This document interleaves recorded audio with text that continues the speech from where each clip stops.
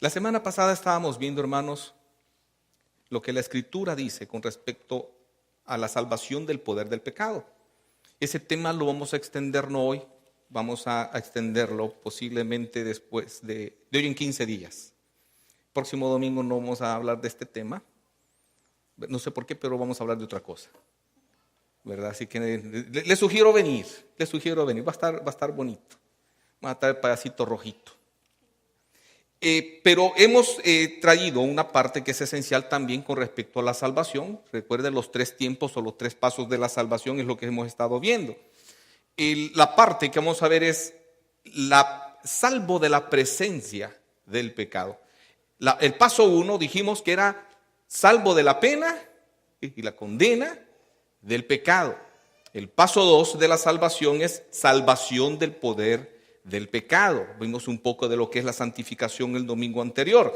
Y hoy vamos a ver salvo de la presencia del pecado. Esta es la parte más sencilla que usted va a entender. La parte más hermosa, podemos decir. Si bien es cierto que la salvación en cierto aspecto no la percibimos en su totalidad, no significa que no la tengamos. Amén. ¿En qué sentido me refiero? Porque todavía tenemos en nuestro interior una naturaleza pecadora y que todavía tiene la tendencia a pecar. Por eso que a muchos les cuesta entender que la salvación es una vez dada, no se pierde. Y que por la tendencia que tenemos a pecar, la salvación todavía no es efectiva. Y hay diferentes teologías que si algún día pues nos podemos a platicar de eso, no terminaríamos. Hay religiones que dicen que inmediatamente perdemos la naturaleza pecaminosa y etcétera, lo cual no es cierto. En ninguna parte la Biblia dice eso. Y por experiencia también nosotros podemos debatir eso. Si eso así fuera, si la naturaleza pecaminosa fuese exterminada en el momentito de recibir a Jesús, nadie que ha recibido a Cristo se equivocara de nuevo. ¿O sí? ¿Verdad? Entonces la Biblia da por eso suficiente argumento bíblico, suficiente palabra de Dios para nosotros entender esa parte. La parte, y eso pues el Espíritu Santo está dispuesto, y eso lo vamos a extender como digo después, a que el poder que tiene sobre nosotros todavía la naturaleza pecaminosa, llámese pecado, vaya disminuyendo. Pero va a llegar un momento en que esa presencia del pecado va a ser eliminada de nuestra vida por completo. Y eso es lo que se conoce como glorificación o estado eterno. Recuerde que la culminación de la salvación que Dios ha prometido es un cuerpo diferente. ¿Sí o no? No lo veo convencido. O sea, muchos han de decir, pero tan guapo que soy me va a cambiar. No importa, hermano, va a ser más guapo. Yo ya les he dicho a los hermanos que yo con 3 pulgadas de más que me den el estado eterno, yo estaría más que conforme. No importa que me deje la nariz. Ese es mi distintivo, mi hermano. ¿Entiende, hermano? Recuerde, en la Biblia dice que carne y sangre no tienen promesa, no pueden entrar al reino de los cielos. ¿Cuál carne? Esta. ¿Cuál sangre? La que tenemos. Cuando Cristo resucita glorificado, con un cuerpo sin relación con el pecado. Y pues en teología se le llama cuerpo prototipo. ¿Por qué prototipo? Porque ese es el molde con el que se va a hacer el cuerpo que Cristo nos va a regalar, sea en el arrebatamiento o en la resurrección, dependiendo de qué participemos. Porque eso sí es dudable. ¿Por qué? Si usted muere antes de la venida de Cristo, usted va a participar de la resurrección. Eso, así es. Si usted está vivo cuando Cristo venga, usted va a participar del arrebatamiento. No va a gustar la muerte. Solo va a haber una transformación, dice la Biblia. Seremos transformados el que esté vivo. O sea, en un abrir y cerrar de ojos, el que está aquí, en el suelo, y Cristo va a estar en las nubes esperando, en ese lapso, Pablo dice, un abrir y cerrar de ojos, algo instantáneo, o sea, nadie lo va a percibir ni ver, lo vamos a sentir nosotros que vamos para arriba, pero los que estén del mundo, de los que se van a quedar, no lo van a percibir ni ver. Y en ese lapso, entre las nubes y la tierra, nuestro cuerpo va a ser transformado. El cuerpo que tenemos va a desaparecer. Amén. Eso se conoce como glorificación. Romanos capítulo 8, 29 y 30, que fue nuestra lectura bíblica, nos dice esto. No vamos a entrar mucho en lo que es predestinación, hermano. Lo hemos estado tratando en escuela bíblica. Estos temas los hemos visto en escuela bíblica, lo que estamos desarrollando ahorita, pero porque muchos no están llegando, yo me veo en la necesidad de enseñar aquí también eso. Porque es algo que tenemos que dominar todos por igual. Amén. Todos por igual. Que vea que lo que vemos, lo que enseñamos, lo que predicamos tiene base bíblica. No nos lo inventamos. Amén. Entonces, aquí dice Pablo, inspirado por Dios, porque a los que antes conoció, también los predestinó. Fíjese bien, para que fuesen hechos conformes a la imagen de su Hijo. Este texto lo explicamos hoy temprano. Vamos a darle una repasadita para los que no. Dios, la Biblia dice que antes de la fundación del mundo había inscrito en el libro de la vida a los que iban a ser salvos. Amén, lo dice Efesios. Es una carta bien chiquita, si usted quiere llegar a la casa la lee y se va a dar cuenta que ahí lo dice. Por cuestión de tiempo no lo vamos a usar ahorita. Y eso significa, con base del texto que hemos tocado en este momento, que Dios Padre vio a futuro y nos conoció. Nos escoge, y no nos escoge por mérito. No nos escoge porque Él sabía que nosotros le íbamos a aceptar. Porque si fuese así, la salvación nuestra fuera por obra. ¿Cuál? El aceptar. Desde el pasado eterno nos conoció, dice. Y cuando nos conoce, predestina o determina que el fulano de tal se va a salvar y lo inscribe en el libro de la vida. ¿Entiende? Y predestina que su forma de llegar a la salvación va a ser en base a Jesucristo. Por eso que dice, los predestinó para que fuesen hechos conformes a la imagen de su Hijo, para que Él, o sea, Cristo, sea el primogénito entre muchos hermanos. Amén. O sea, hermano, cuando vemos esto, decimos, gloria a Dios. Porque si Él no me escoge de esa forma, estoy frito. Si lo escoge usted por obras, está frito. Si lo escoge por bonito, también está frito, porque si usted comienza a envejecer, se pone feo. ¿O no es así? Por muy guapo que sea, o por muy hermosa que sea, ¿verdad? Ahí no hay tal de Botox y de las otras vainas que se ponen.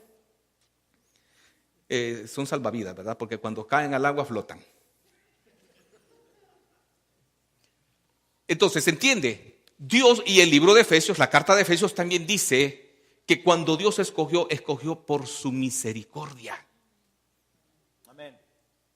Así de sencillo. No porque Él supiera que usted lo iba a aceptar. Funciona al revés. Veamos el siguiente texto, hijo, por favor. Y a los que predestinó, o sea, a los que Dios conoció, los predestina, los llama. Los llama.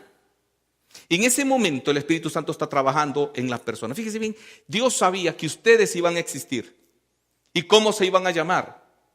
Y también en qué momento los iba a tocar para aceptar. Porque recuerde, la fe es un don. Es el medio por el cual nosotros somos salvos. ¿Entiende eso? Amén. Dios se la da, le pone la fe. La Biblia y los teólogos le llaman el llamado eficaz de Dios. ¿Por qué es eficaz? Porque no falla. No falla. Entonces lo conoce, lo predestina y lo llama. Y lo llama por nombre. Por nombre, imagínense qué hermoso. Que Dios sepa que ahorita son casi 7,000 millones de habitantes, casi. Los chinos se están encargando pues de alcanzar casi los 7,000. Y los hispanos también, y no nos quedamos atrás. Sabe cada uno de los habitantes por nombre. Sabe quién va a ser salvo también. Y conoce cuántos cabellos, dice la Biblia, tenemos en nuestra cabeza. Bueno, conmigo no es tan difícil porque me estoy quedando pelón. ¿verdad? Cada vez pues le cuesta menos contarlos. Pero usted tiene que entender que Dios lo escogió a usted. Y por eso es digno de alabanza. Porque usted y yo no merecíamos ser salvos. Así de sencillo. Si Dios no interviene de esa forma, nadie se salva. Y nadie es nadie. Por eso, hermanos, es impensable fallarle al Señor por una misericordia tan grande que nos mostró y que nos dio. Y fallamos. ¿O no? Algo que Él no se merece. Entonces, fíjese bien. Después de llamarlo, Dios había puesto en el plan que lo iba también a justificar. ¿Qué es justificación? Ya lo hemos explicado. Significa ser declarado justo. No ser hecho justo. Si Dios nos hiciera justo, significaría que erradicaría de nosotros la naturaleza pecaminosa. Pero no se erradica, sigue aquí con nosotros. Por eso es que nos justifica declarándonos justo. Así como se nos imputa el pecado de Adán, también cuando recibimos a Cristo se nos imputa su justicia y su perfección.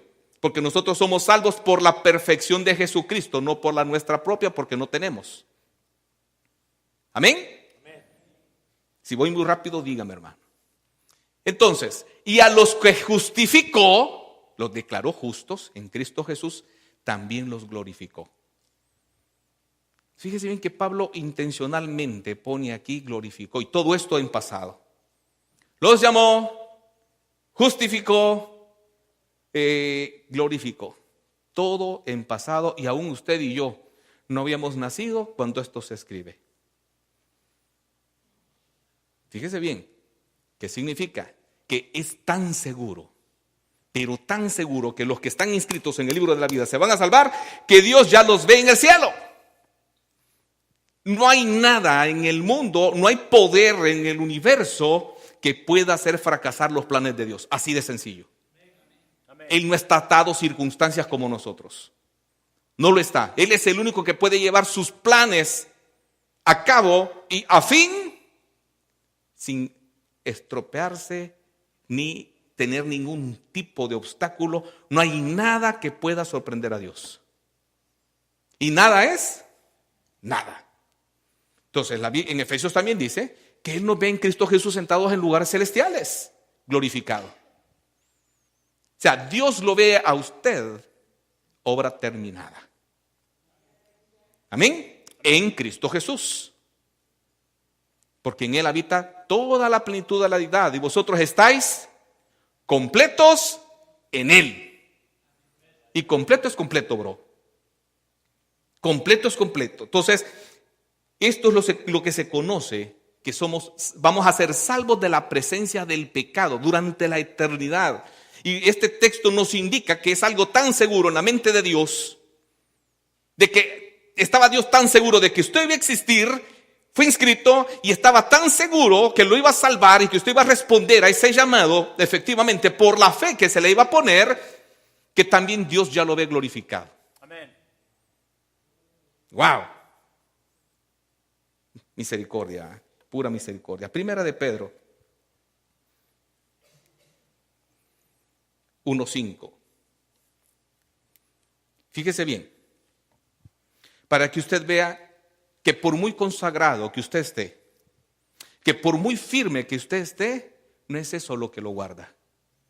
Y no es eso lo que lo mantiene salvo. Dice que sois guardados ¿por quién? Por el poder de Dios.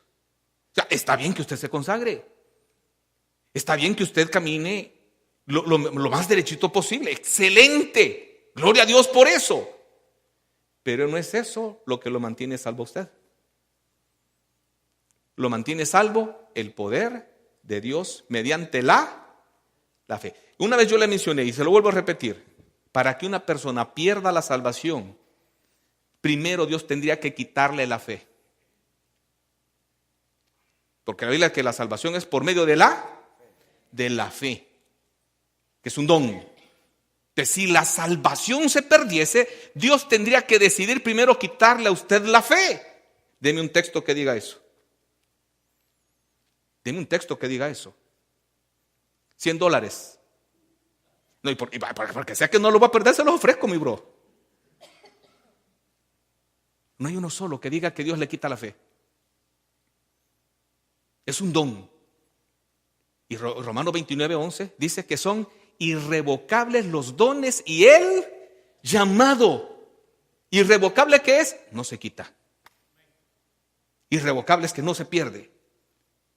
Dios los ha determinado y decidido para cada quien, incluido el don de la fe. Irrevocable. Irrevocable. Es una palabra fuerte allí.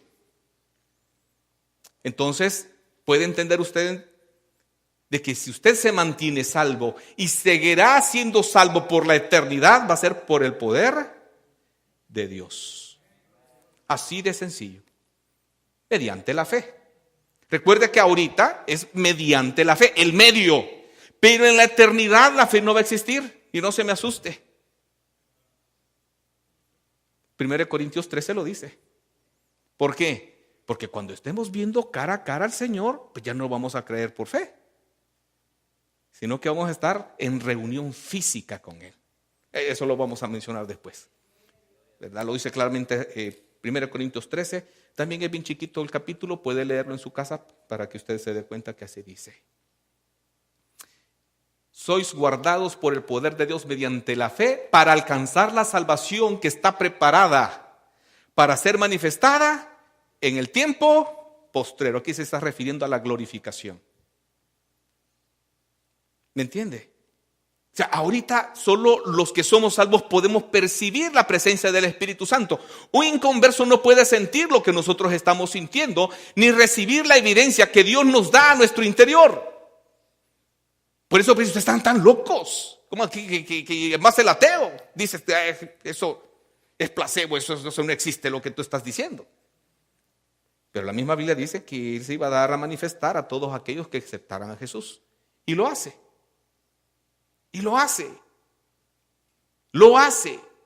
¿Verdad? Entonces, pero sigue funcionando a través de la fe. A través de la fe. ¿Verdad? Porque a Cristo ninguno de los que estamos acá lo hemos visto. Y lo vamos a ver hasta el tiempo en que seamos glorificados.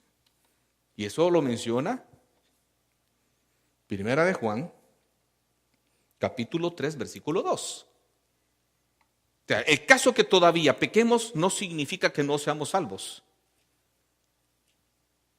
Significa que tenemos todavía una naturaleza pecaminosa que nos lleva y nos empuja a eso, si nosotros nos dejamos. Porque hay un espíritu dispuesto a echarnos la mano. Y eso no significa que no vamos a llegar a la última etapa de la salvación, que es la glorificación. Ahora, amados, ahora ya somos hijos de Dios. Con certeza, fíjese bien. No dice tal vez llegas o te estás acercando. Dice, somos hijos de Dios. Y si es hijo de Dios, ¿qué pasa? ¿Es salvo? Es porque es salvo. Es porque tiene el Espíritu Santo. Y aquí está el detalle. Aún no se ha manifestado lo que hemos de ser. Todavía no. Todavía no se ha manifestado en su totalidad, en su plenitud. ¿Por qué? Pero sabemos que cuando Él se manifieste, entonces el por qué es porque Él todavía no se ha manifestado.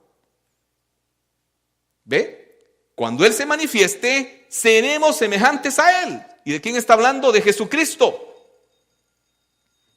Seremos semejantes a Él, porque le veremos tal como Él es. Estado eterno, glorificación.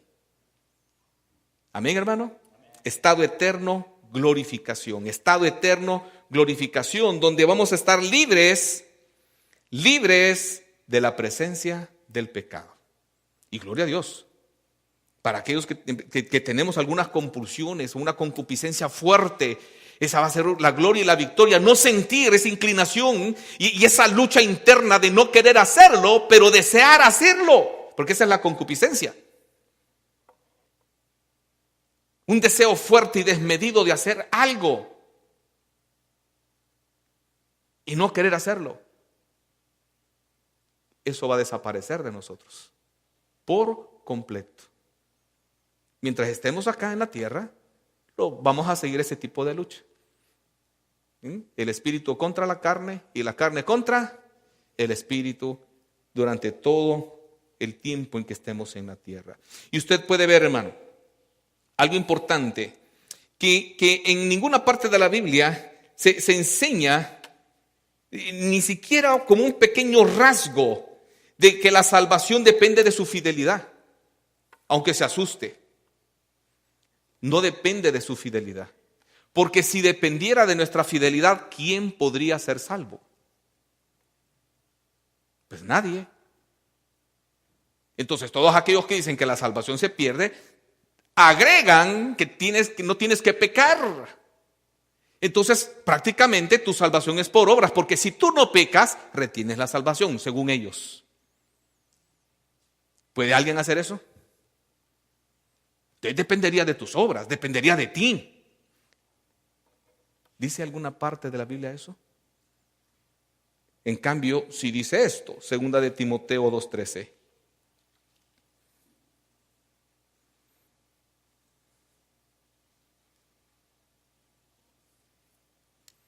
Si fuéramos infieles, Él permanece fiel. Y fíjense que aquí la forma como está escrita da con seguridad que más de alguna vez vamos a ser infieles.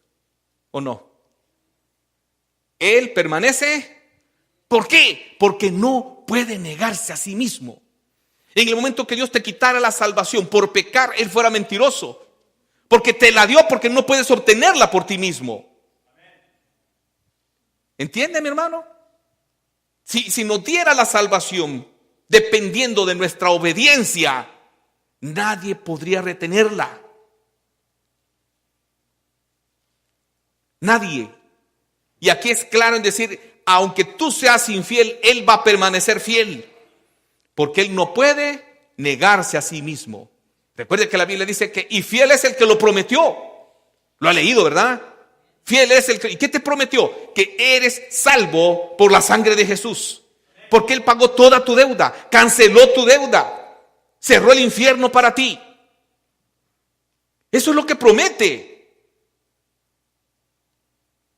Por eso que también Filipenses, capítulo 1, versículo 6 dice, estando persuadido, convencido de esto, que el que comenzó en vosotros la buena obra, la perfeccionará hasta el día de Jesucristo. ¿Qué significa? Vas a ser perfecto hasta el estado eterno, hasta que seas glorificado. Antes de eso no. Eso sí, te está diciendo, Él comienza la obra cuando tú recibes a Jesús, y esa obra va a continuar. Va a continuar hasta la perfección. Con tropiezos, sí. Dígame, alguien que no haya tropezado, de usted, no va a decir, yo conocí al fulano. No estoy hablando de otro, estoy hablando de usted mismo. ¿Hay aquí alguno que no haya tropezado desde que aceptó a Jesús? Pues ninguno. Si no, pues le vamos a hacer un nicho allí. Lo vamos a poner, ya. Lo vamos a bañar de almidón y lo vamos a poner tieso allí. Nadie. ¿Por qué? Porque el que comienza la obra la termina, y quien la comenzó fue Cristo. Él la va a terminar cuando Él se manifieste. Gloria a Dios. Y hermano, tenemos que entender esto. La salvación es una obra de Dios en favor del hombre y no una obra del hombre a favor de Dios. Fíjese bien, la salvación es una obra de Dios a favor del hombre. El que la comenzó, la terminará. Y no una obra del hombre a favor de Dios. Eso es lo que enseñan las religiones. Vente aquí vas a estar en la iglesia escogida, y aquí por estar en la iglesia escogida te vas a salvar. Obra de hombre. ¿Qué es religión? Viene de un vocablo que significa volver a ligar al hombre, religare, lo que el hombre hace para volverse a ligar a Dios. ¿Y qué es el evangelio? Lo que Dios hizo para volver a ligar al hombre. Amén. ¿Me entiende? El que comenzó la obra la terminará hasta el día de Jesucristo. No depende de usted, depende de Él. Que nosotros tenemos que ser obedientes, sí, mi hermano, claro que sí. En ninguna parte dice la Biblia que no. Hay que serlo. ¿Hay que ser consagrado? Sí, también lo dice. Claro que sí. No estamos en contra de eso. Más bien, lo predicamos y lo enseñamos. ¿Quieres guardar el sábado? Guárdalo. Guarda el sábado. Aleluya por eso si quieres.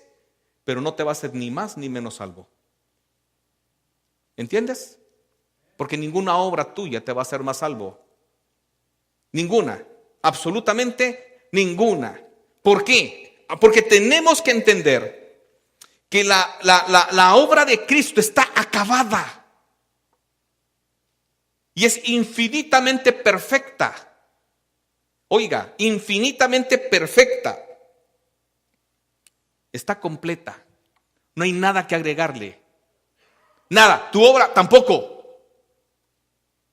No tienes que agregarle nada, porque el agregarle algo a la salvación significaría que no está completa en Cristo Jesús. Amén. Y la salvación, la Biblia dice claramente, en Cristo estáis completos. ¿Qué significa la salvación está completa? Cuando Cristo dijo, tetelestai, Él no estaba diciendo, oh, ya terminé mi ministerio, o ya terminé lo que tenías que hacer. No, su obra en la cruz estaba comenzando. ¿Y cuál era la obra especial encomendada del Padre al Hijo? Pagar, cancelar y quitar el pecado. Amén, hermano. Amén. ¿Verdad? Pues, me gustaba decir, pero la Biblia no dice tetelestai. Juan 19:30, la palabra que se traduce como consumado es, en griego es tetelestai, que significa se pagó. Cancelado. No hay deuda. La deuda que el hombre adquiere a través de Adán, más la nuestra propia por nuestros pecados, es pagada por Cristo Jesús. 11:30 de Juan, para que los hermanos que no trajeron Biblia lo vean. Bien, entonces, eso que completó Cristo fue en la cruz del Calvario. ¿Me entiende? Si bien es cierto, su ministerio fue hermoso, de predicación, de enseñanza, de lucha con la tentación, contra el pecado, no pecó, etcétera. Hermoso todo, pero la obra se completó, comienza y termina en la cruz del Calvario. Porque es ahí donde paga la deuda que el hombre ha adquirido con Dios. Y allí en ese momento, termina la obra que el Padre le ha encomendado. ¿Qué es esa? Pagar, cancelar y quitar el pecado. Recuerde un texto que no di en la lista, pero que está en la Biblia, es 1:29 de Juan. He aquí el Cordero de Dios que quita el pecado del mundo. ¿Y cuándo se quitó? Cuando Cristo lo paga en la cruz del Calvario. Quita. ¿Qué significa? Todo aquel que ha recibido a Cristo como su Salvador, el Padre, a través de la sangre de Cristo, le quita el pecado. Y usted va a ver, fíjese bien, no se me vaya a asustar con esto. Si bien es cierto, Juan 3:16 dice, de tal manera amó Dios al mundo, que ha dado a su Hijo unigénito para que todo aquel que en él cree no se pierda, mas tenga vida eterna.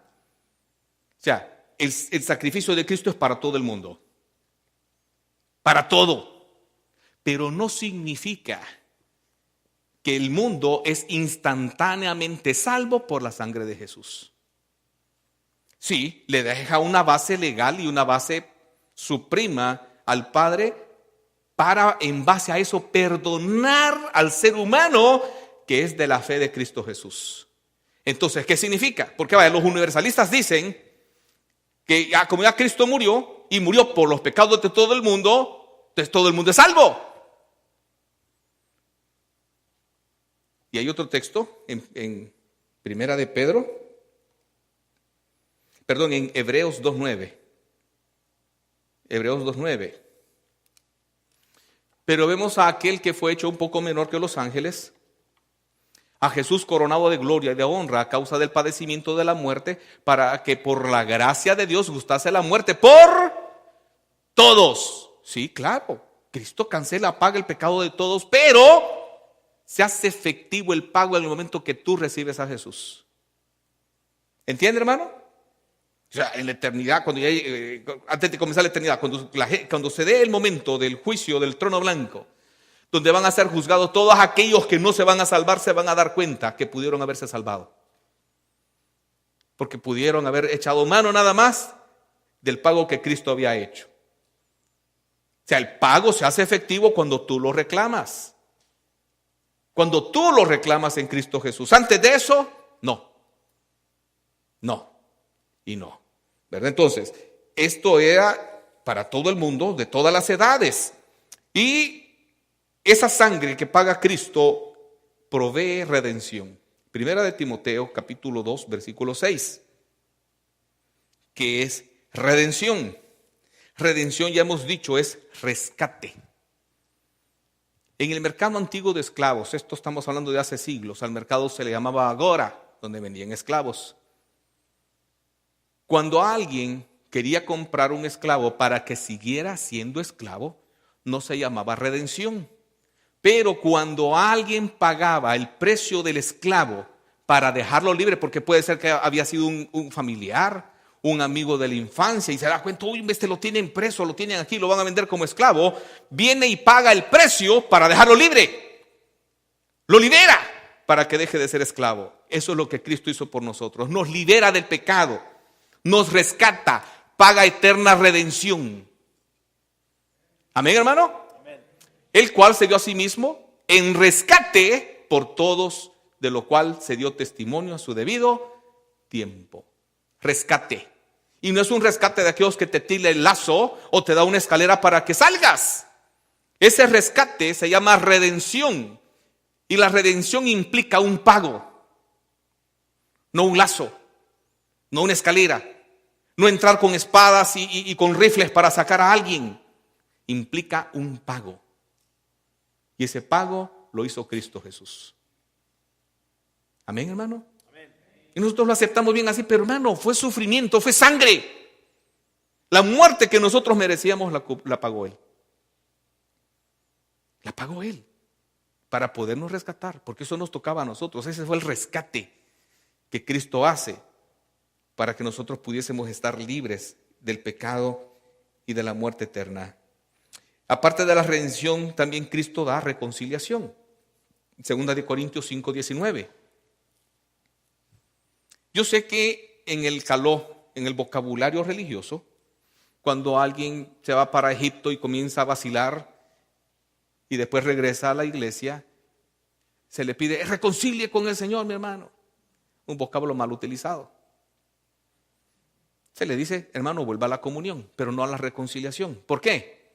Porque en el momento que usted recibió a Cristo Jesús, se pagó su reconciliación. En ese mismo momento.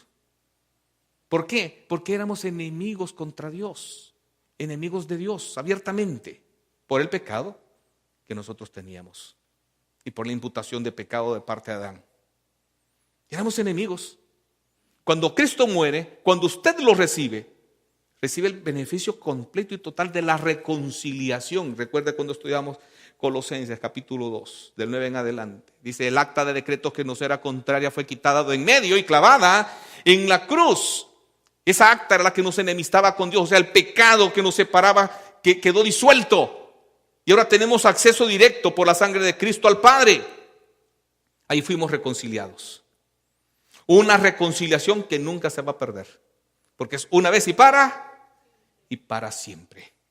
Una vez y para siempre. Y aquí dice que Dios estaba en Cristo reconciliando consigo mismo al mundo, no tomándoles en cuenta a los hombres sus pecados. Y nos encargó a nosotros la palabra de la reconciliación. ¿Cuál es la palabra reconciliación? El evangelio eterno. El evangelio de Cristo Jesús. Amén, hermano. No está fe. Yo lo veo, pero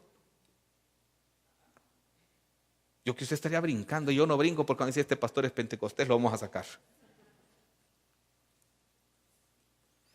Amén, hermano. Amén. Esa es la reconciliación. Si usted se da, como le digo, una vueltecita por Egipto, pasa por Líbano, por Siria, ahorita que están repartiendo papayas por allá. Papayas explosivas. Y después vuelve a la comunión. Es eso, volver a la comunión. ¿Por qué? Porque cuando un cristiano peca, no pierde la salvación, pero sí rompe la comunión con Dios. ¿Qué es comunión? Es estar de acuerdo. Y Dios nunca va a estar de acuerdo con nuestro pecado. Nunca. Entonces tenemos que volver a la comunión como hemos explicado, arrepentirnos, confesarlo, ¿verdad? Aprovechando el ministerio intercesorial de Cristo Jesús como nuestro abogado. Amén. Entonces, aparte de eso, también hace algo hermoso que es la propiciación. San Juan, 1 Juan capítulo 2, versículo 2.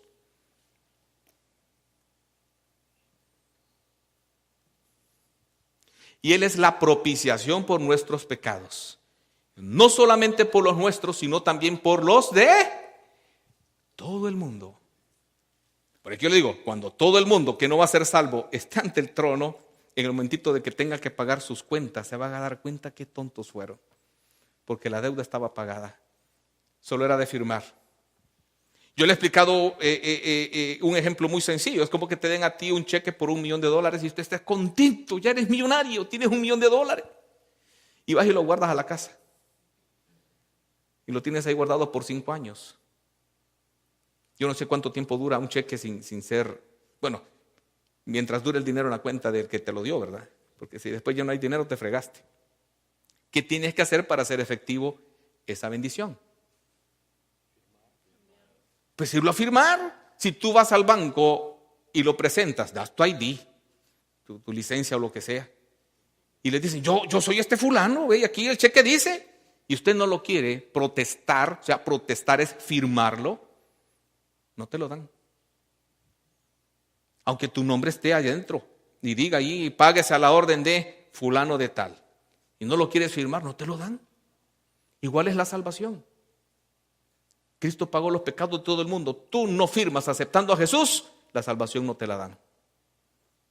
Y mucha gente se va a dar cuenta de eso. Entonces aquí la Biblia dice, Él es la propiciación por nuestros pecados, y no solamente por nuestros, sino también por los del mundo entero. ¿Qué es propiciación? Es apaciguamiento y satisfacción. Cristo apacigua la ira de Dios, porque la paga. No la apaga, la paga de pagar.